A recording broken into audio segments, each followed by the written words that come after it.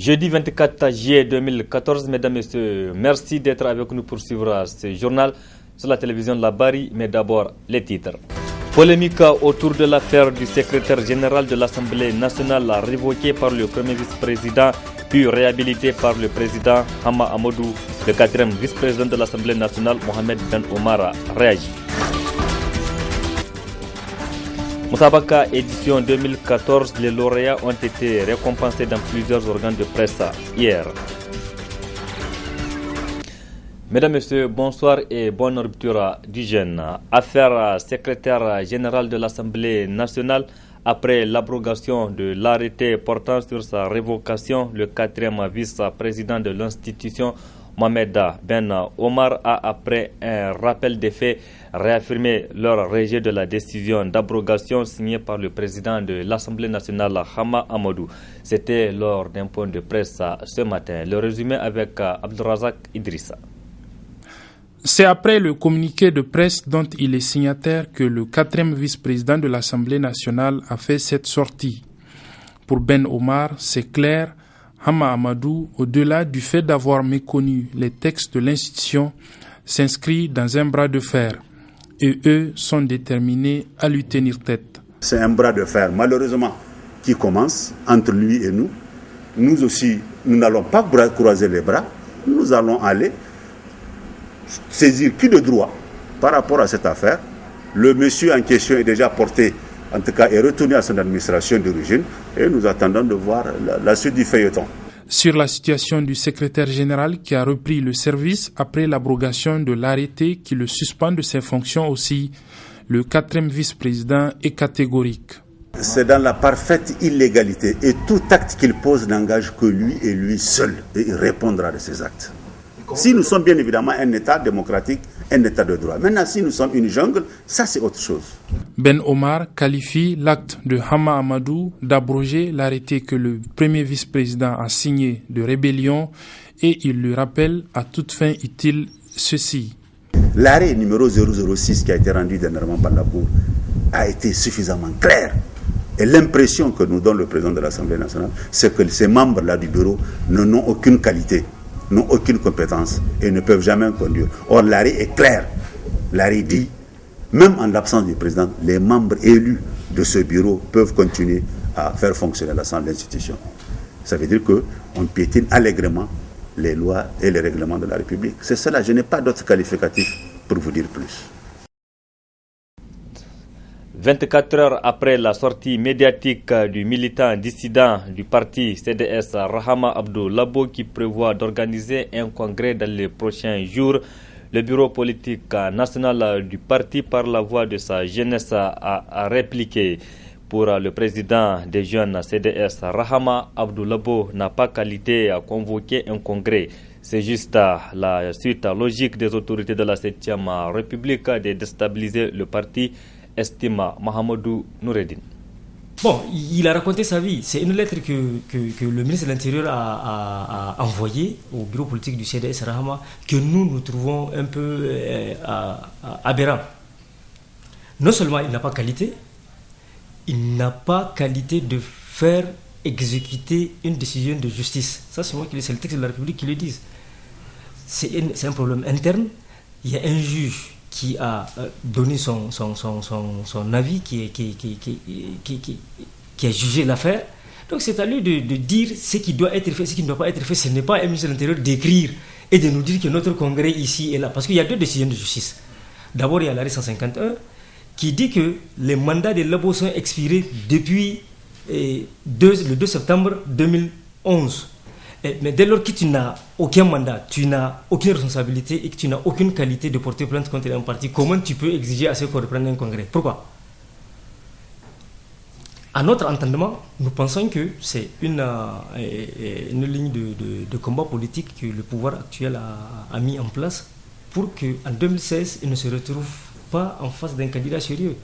C'est pratiquement tous ceux qui peuvent les déranger qu'ils sont en train de concasser. Vous voyez, cette histoire de tiraillement, c'est parce que les gens ne sont pas honnêtes. Moi, ça aurait été moi. J'ai choisi d'accompagner Mohamed Issou comme mon candidat au présidentiel. Il a gagné et pour cela, je suis rétribué. Un point c'est tout. Vous, je ne viens pas avec vous, comme d'autres l'ont fait courageusement. Au moment de Tazarti, le parti a demandé à tous les ministres CDS Rahama de démissionner. Jida a écrit courageusement pour dire que non, moi je préfère accompagner les œuvres du président de la République. Qu'est-ce qu'il lui a fait? Ce n'est pas si compliqué que ça. Et aujourd'hui, le même pouvait le faire. Sauf si c'est un mercenaire qu'on nous a envoyé pour pouvoir déranger le parti, c'est tout. Nous sommes convaincus que les Nigériens sont arrivés à un stade aujourd'hui d'une maturité politique leur permettant de décerner les bonnes grés de livret. Ce qui est là en train de se passer et ce qui est là en train d'être fait n'arrange pas le développement de ce pays. Donc j'attire l'attention vraiment des Nigériens que ça c'est une bonne leçon, que les gens doivent savoir qui voter, qui prendre de même pour assurer leur destinée. Un mot de l'éducation dans ce journal. La ministre de l'enseignement primaire, de l'alphabétisation, de la promotion des langues nationales et de l'éducation civique a animé un point de presse ce matin. Il s'est agi pour la ministre Ali Mariama d'annoncer les résultats des examens de fin d'année des différents niveaux d'enseignement relevant de son département ministériel. Le point avec Asmana China et Sadoudoumi. Du 24 au 25 juin, le ministère de l'enseignement primaire a organisé les examens de certificats de fin d'études des écoles normales, cycle d'instituteurs et instituteurs adjoints, du certificat d'aptitude pédagogique section spéciale des ENI et du diplôme de formation en alphabétisation et éducation non formelle.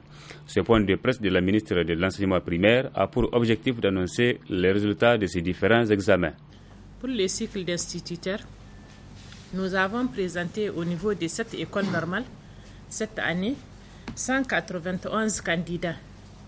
Et sur les 191, il y a 186 qui sont déclarés admis, avec un taux de réussite de 97,38%.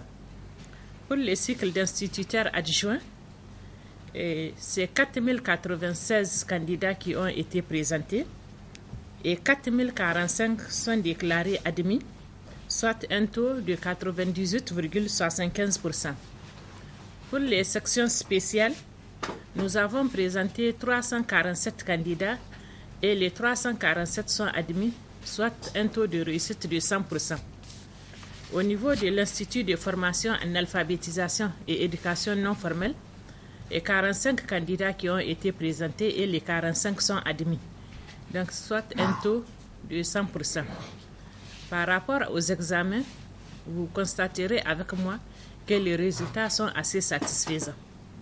La ministre de l'enseignement primaire a également annoncé les résultats des évaluations de fin de cycle primaire qui ont eu lieu à la place des examens du CFEPD et du CEPE-FA supprimés à partir de cette année. Sur un effectif de 315 377 élèves inscrits au CM2, et 301 079 ont composé et 154 998 ont obtenu une moyenne supérieure ou égale à 5 sur 10, soit un taux de 51,48%.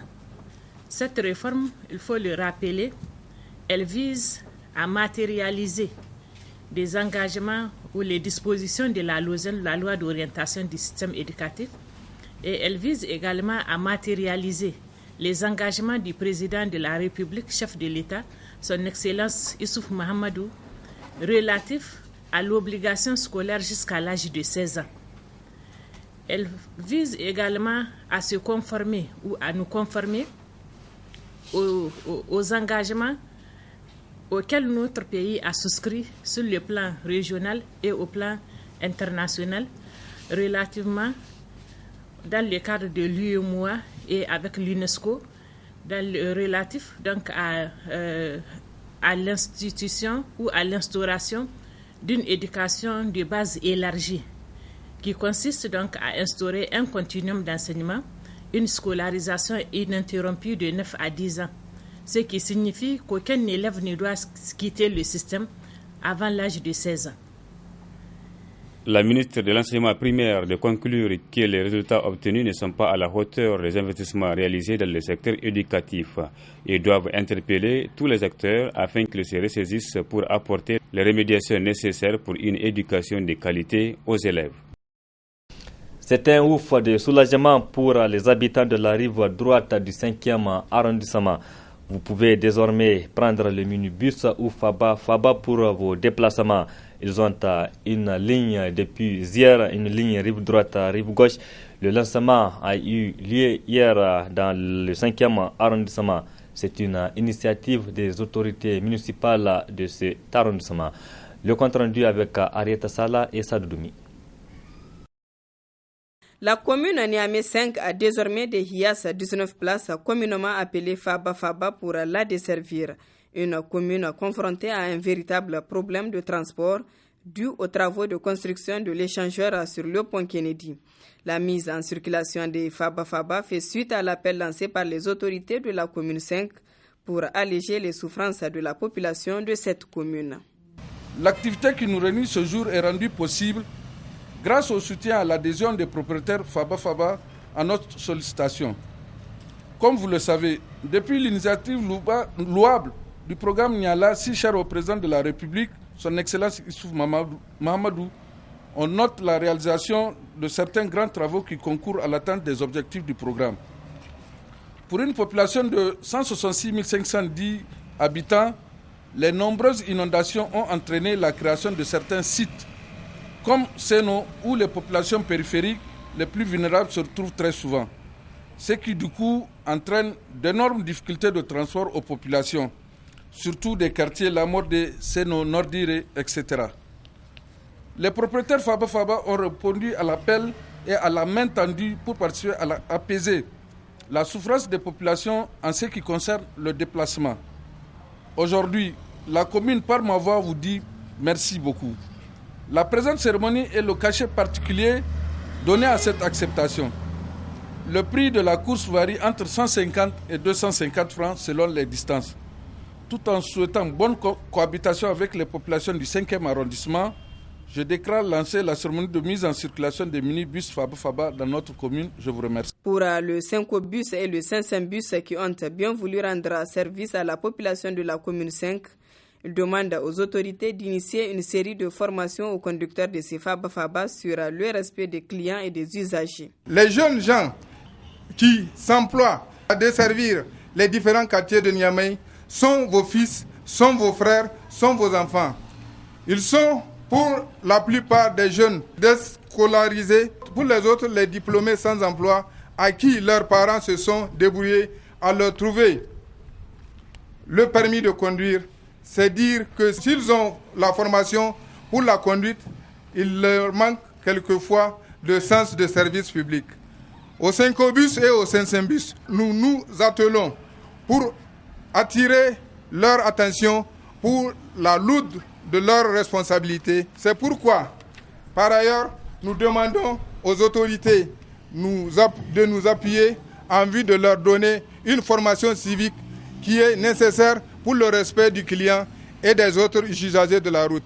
Nous pensons que cela est autant plus important que l'esprit du civisme, protégera beaucoup de vies humaines. Tous les quartiers de la commune 5 seront desservis par ces Faba. Les lignes des Faba sont les suivantes: Rond-Point Liberté, Petit Marché, Wadata et Lycée Kassé. Dans le souci d'améliorer la qualité des services au niveau de l'opérateur de téléphonie mobile Orange Niger, une rencontre a eu lieu entre le ministre en charge des postes de télécommunications et de l'économie numérique et les responsables de cette société.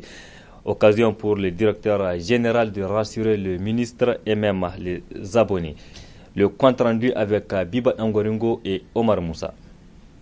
Nous sommes là pour échanger. C'est une rencontre d'échange entre l'opérateur de la téléphonie mobile Orange Niger et le ministre des Postes, des Télécommunications et des Technologies numériques.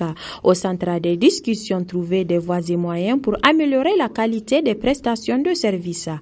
Et aujourd'hui, nous sommes là pour attirer votre attention sur la nécessité d'améliorer la qualité du service offert sur la voie, puisque la plus grande, en tout cas l'écrasante majorité de la population nigérienne utilise la voie pour juste la voie. Occasion pour le directeur général d'Orange Niger de rassurer une fois de plus le ministre et tout le public nigérien que la compagnie Orange œuvre toujours pour rendre un service de qualité aux abonnés.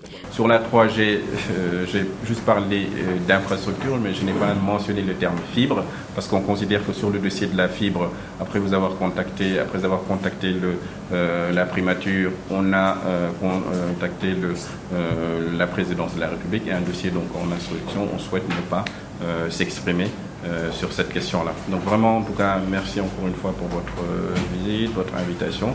Et sachez et soyez rassurés, je souhaiterais que vous soyez rassurés en repartant d'Orange, que nous déployons beaucoup d'efforts pour améliorer la qualité de service et si cela vous intéresse, on pourra même vous remonter toutes les améliorations que nous avons sur la qualité de service de la voie 2G, qu'il s'agisse d'accessibilité, qu'il s'agisse d'écoulement du trafic, qu'il s'agisse de nouveaux services introduits dans le réseau pour à chaque fois améliorer la qualité de service et améliorer l'expérience client.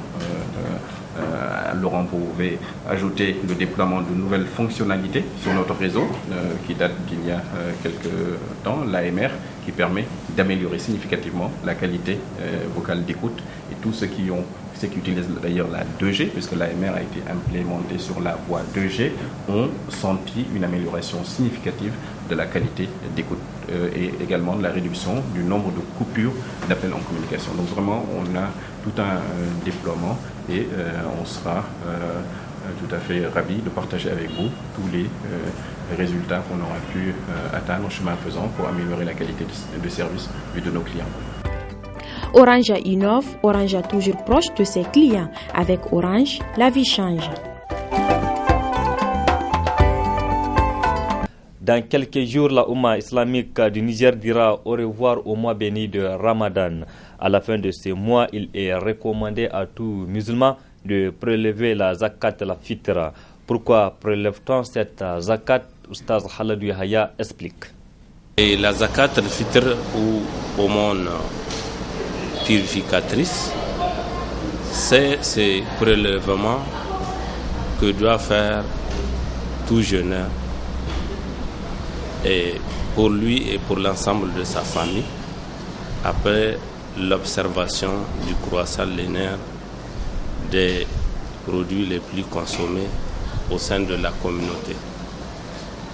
La zakat al-fitr a une importance et d'abord elle suit l'institution jeûne en tant que pilier de l'islam. Et les jeunes visent la purification du croyant, la zakat al-fitr également. Mais puisque c'est une loi divine, une loi d'Allah subhanahu wa ta'ala, une loi mérite d'être respectée, elle ne mérite pas d'être observée à la légère. Donc la zakat al-fitr, c'est une mesure pour faire respecter la loi en demandant aux fidèles de prélever dans ses biens quelque chose de bien défini pour donner aux nécessiteux. Une seconde importance, le jeûne vise la purification du croyant et de même la zakat al-fitr, elle purifie l'âme du croyant. De quoi? De certains propos malsains prononcés au cours de l'observation du jeûne, mais aussi de certains bavardages inutiles. Donc elle purifie l'âme du croyant. Mais elle poursuit également un autre objectif, venir en aide aux faibles, leur empêcher de mendier la journée de la fête pour qu'ils préparent, pour qu'ils puissent fêter dans de bonnes conditions avec l'ensemble de la communauté. Donc c'est pourquoi il est très important de prélever la zakat al-fitr et il y a un temps requis. Il y a un temps qui n'est pas obligatoire, ça veut dire que ça peut être prélevé 48 heures après pour poursuivre l'objectif de permettre aux nécessité de préparer la fête comme tout le monde, de se préparer pour la fête. Mais il y a un délai obligatoire qui commence à partir de la contemplation du croissant lunaire.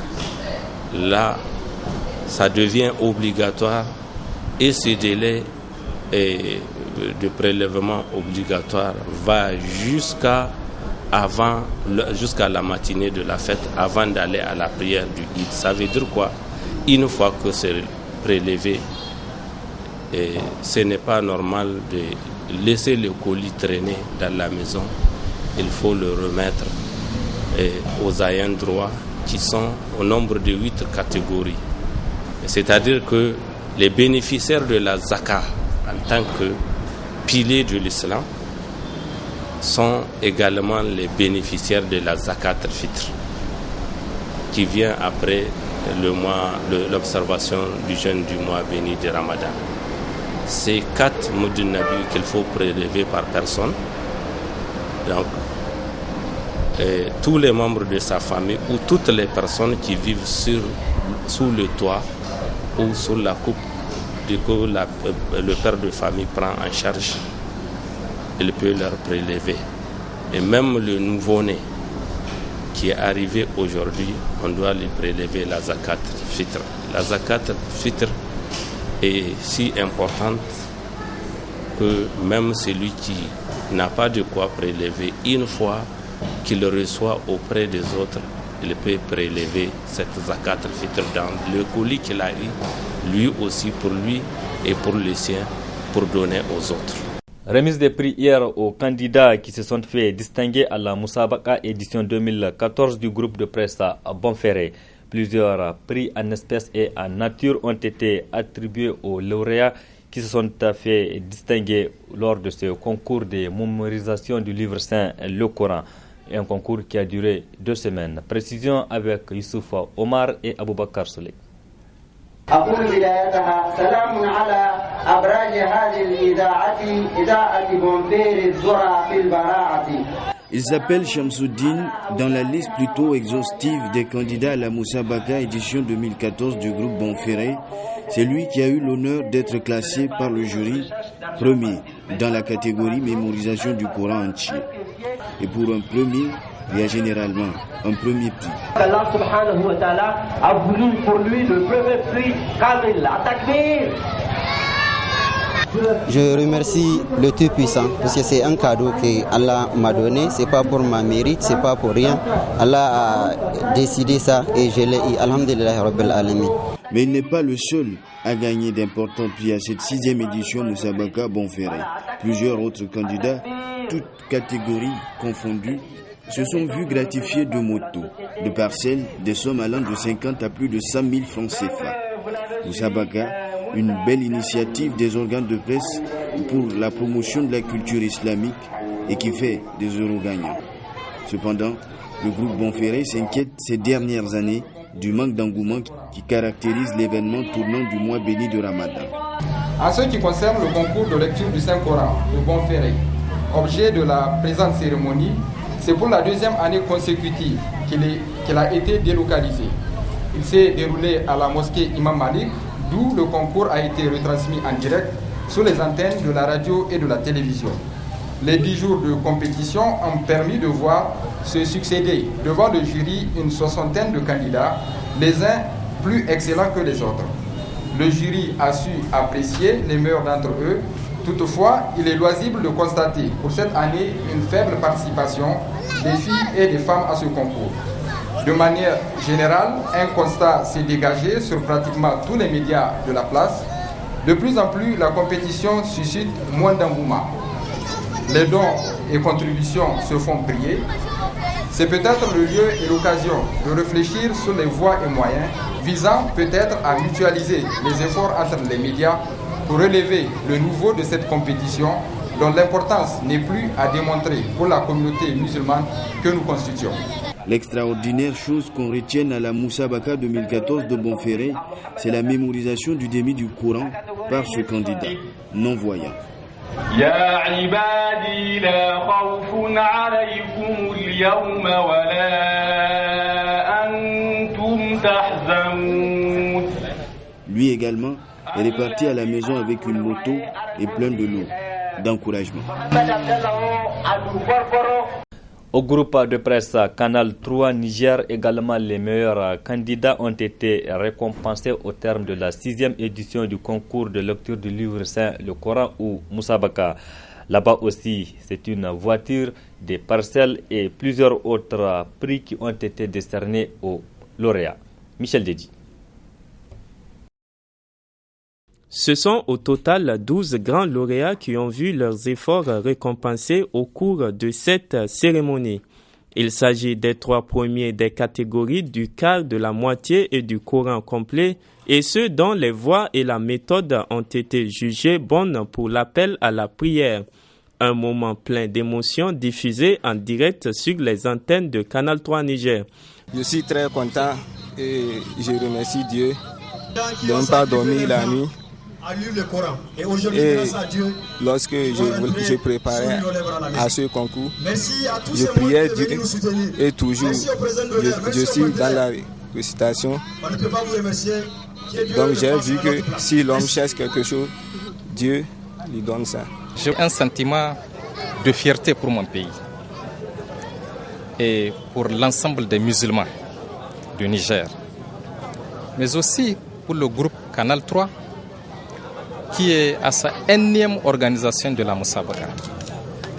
Et donc c'est une joie partagée pour nous tous et je suppose pour vous aussi les journalistes, puisque de la manière où vous avez participé massivement, cela prouve donc votre intérêt à accompagner cette lecture du Saint-Coran pendant le mois béni de Ramadan. Du côté des organisateurs également, la joie est au comble. Cette édition a été rendue possible grâce au concours des uns et des autres, grâce aux partenaires, grâce au comité d'organisation qui n'a ménagé aucun effort pour que le résultat que vous venez de voir soit à la hauteur de l'événement.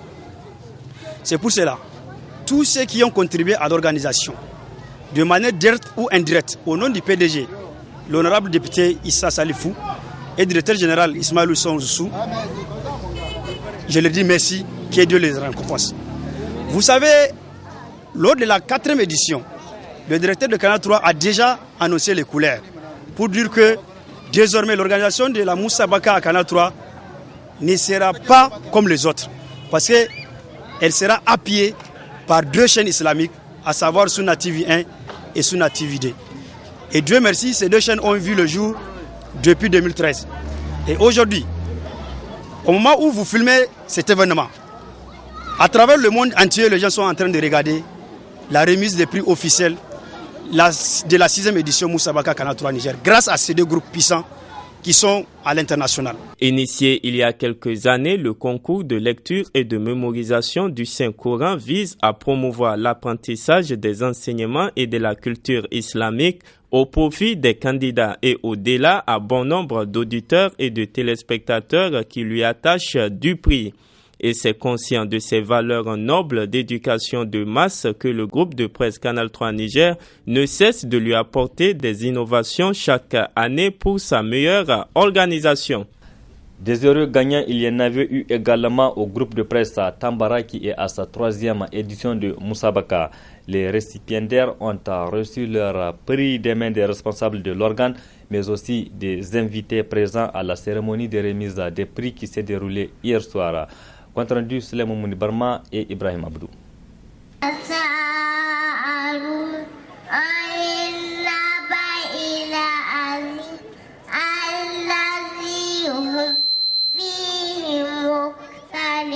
La 3e édition du concours de lecture et de mémorisation du Saint-Coran organisé par la radio et télévision Tambara à l'occasion du mois béni de Ramadan a enregistré la participation de 114 candidats repartis dans 2 groupes, à savoir la lecture et la mémorisation, le quart du Coran, la moitié et le Coran complet. Une tradition qui entre dans le cadre du rayonnement de la culture islamique. Plusieurs innovations ont marqué l'édition 2014 de la Musabaka version Tambara. Grâce à la volonté de Dieu subhanahu wa ta'ala, nous arrivons à la cérémonie marquant la fin de cette 3e édition de concours de lecture et de mémorisation du Saint-Coran appelé Musabaka. En effet, il est une tradition pour notre groupe de presse Tambara d'organiser à l'occasion de chaque mois béni de Ramadan le concours de lecture du Saint-Coran afin d'encourager les jeunes en particulier et en général la Oumma islamique, signe de paix, de tolérance et de solidarité. Cette année encore, un comité a été mis en place pour l'organisation de cette Musabaka. Je voudrais au passage le féliciter pour la réussite de cette organisation et la prise en compte des recommandations formulées lors des précédentes éditions. Cette Musabaka 2014 se particularise par l'introduction d'importantes innovations, notamment l'introduction d'une catégorie spéciale constituée exclusivement de femmes. Au total, 8 catégories ont compéti au cours de cette édition et 24 lauréats seront récompensés. Et des prix d'encouragement ont été octroyés par le comité. C'est un travail minutieux qui a été fait par le comité d'organisation avant de procéder à la proclamation des résultats. 24 récipiendaires ont été récompensés avec d'importants lots de cadeaux composés de vélos, des pagnes, des parcelles, des sacs de céréales ou encore des enveloppes et des exemplaires du Coran. Plusieurs autres candidats ont reçu des prix d'encouragement. Le groupe Tambara adresse toutes ses reconnaissances à l'endroit des généreux donateurs. À tous les participants, la direction de Tambara leur dit merci. Merci d'avoir conforté la foi islamique de nos téléspectateurs et auditeurs par votre participation massive. Cette pratique de Musabaka a bénéficié de l'appui de nombreux partenaires et de plusieurs donateurs. Cette importante implication de nos partenaires a permis d'améliorer le niveau des prix distribués. Un remerciement spécial est encore adressé à tous ces donateurs et partenaires qui nous ont fait confiance en nous accompagnant dans cette présente Musabaka. Parmi ces remerciements spéciaux, comment ne pas évoquer ce geste hautement de solidarité et de soutien à notre religion de la première dame, Dr Malika Issoufou. Et au nom de tous les bénéficiaires et du groupe Tambara, nous vous retirons encore nos sincères remerciements. Après ces 10 jours de compétition, l'édition 2014 de la Musabaka s'est achevée sur une note de satisfaction. Rendez-vous donc en 2015 pour la 4e édition, version RTVT. Voilà, mesdames et messieurs, point final de cette édition. Merci à vous qui l'avez suivi et restez en compagnie du programme de la télévision Labari. Au revoir et excellente nuit à toutes et à tous.